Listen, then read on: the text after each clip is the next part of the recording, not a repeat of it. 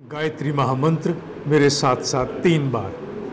कमर सीधी, दोनों हाथ गोदी में, बायां नीचे, दायां ऊपर, ध्यान मुद्रा। ओम भूर्भुवः स्वः तत्सवितुर्वरेण्यं भर्गो देवस्य धीमहि धियो यो नः प्रचोदयात्। ओम भूर्भुवः स्वः तत्सवितुर्वरेण्यं भो देवस्य धीमहि धियो यो नः प्रचोदयात्। ओम भूर्भुवः स्वः तत्सवितुर्वरेण्यं भर्गो देवस्य धीमहि धियो यो नः प्रचोदयात्। स्वतंत्रता दिवस की बहुत बहुत मंगल कामनाएं। 1857 से भी पहले आरंभ किया गया पुण्य प्रयास अनेकों आध्यात्मिक शक्तियों के द्वारा आगे परवान चढ़ा। स्वामी विवेकानंद, महर्षि अरविंद जैसी ना जाने कितनी आध्यात्मिक विभूतियों ने इस अवसर को भारत को प्रदान किया।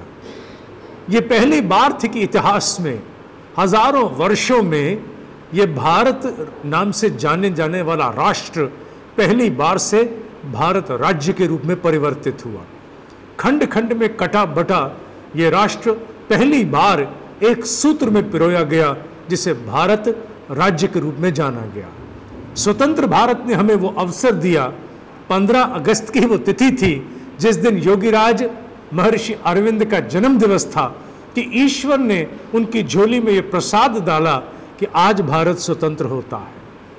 निश्चित रूप से प्रयास पूर्णता को 26 जनवरी को प्राप्त हुआ, लेकिन शुभारंभ नाद 15 अगस्त को हो चुका था।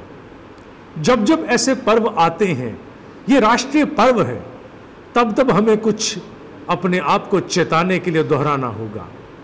राष्ट्र की इस आज की परिस्थिति में, आज के परिवेश में राष्ट्र को अगर किसी महाशक्ति की आवश्यकता है तो वो राजनीतिक नहीं, धार्मिक भी नहीं, आध्यात्मिक शक्ति की आवश्यकता है। ना भूलें, हर दशरथ को संयमित करने के लिए एक वशिष्ठ होता है। जब जब कभी भी राजतंत्र अमर्यादित हुआ है, आध्यात्मिक शक्तियों के अंकुश ने ही उन्हें संतुलन प्रदान किया है। आज वशिष्ठ का अभाव है और वशिष्ठ धार्मिक हो यह आवश्यक नहीं है। वशिष्ठ का अभिप्राय है विशेष रूप से श्रेष्ठ। जो विशेष रूप से श्रेष्ठ है वही वशिष्ठ है। उस वशिष्ठ भाव को हमें उदय करना होगा। भारत में एक ऐसी महाशक्ति को उदय करना है जो भारत की समूची तंत्र व्यवस्थाओं को अपने अधीन कर सके, जिनके होने का प्रभाव, जिनके होने का प्रभुत्व सब पर अंकुश लगा सके, सबको मर्यादित कर सके, सबके आचरण को संयमित कर सके। भारत अछूता है तो केवल आज उस संस्था के अभाव में।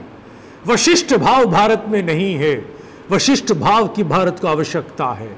कुछ प्रयास आरंभ होते हैं, लेकिन कुछ अवस्था के पश्चात भ्रूण अवस्था में ही खंडित हो जाते हैं। लेकिन उनके खंडित होने से हम आशाएं संजोना नहीं छोड़ सकते।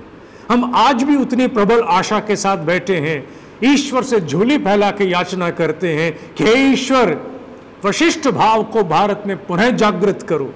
ऐसा वशिष्ठ भाव जो पूरे भारत की समूची तंत्र व्यवस्थाओं को, राजनीतिक अथवा गैर राजनीतिक व्यवस्थाओं को मर्यादित करे, संयमित करे, संतुलित करे, उनमें प्रज्ञा को स्थिर करे, उनके द्वारा ऐसे निर्णय प्राप्त हों जो सर्वे भवन्तु सुखिना के सूत्र को जन जन में चरितार्थ करते हों। आज के इस स्वतंत्रता दिवस पर एक मंगल कामना है कि भारत को आंशिक स्वतंत्रता तो प्राप्त हो गई थी, लेकिन पूर्ण संपूर्ण स्वराज्य जो एक अधूरा सपना बन करके आज भी हमारी आंखों से ओझल है, वो कब आएगा? वो उस दिन आएगा जिस दिन दायित्व बोध की संस्कृति का जन जन में प्रादुर्भाव होगा। और दायित्व बोध की संस्कृति की पहली आहुति क्या है? आशाएं मरनी नहीं चाहिए। दूसरी आहुति, जहां कहीं भी वशिष्ठ भाव का जन्म हो, अपने योगदान की आहुति लेकर के किसी रूप में भी उपस्थित हो जाओ, जैसी जिसकी क्षमता है उस स्वरूप में वो उपस्थित होकर के वशिष्ठ भाव को सबल करे। वशिष्ठ भाव को लेकर के चलने वाली प्रत्येक ध्वजा में आपका समर्थन होना चाहिए। स्वतंत्रता के इस परम पावन पुण्य पर्व पर यही एक शुभकामना है जो मैं अपने आप को भी देता हूं और आपके प्रति भी समर्पित करता हूं। ओम शांति शांति शांति।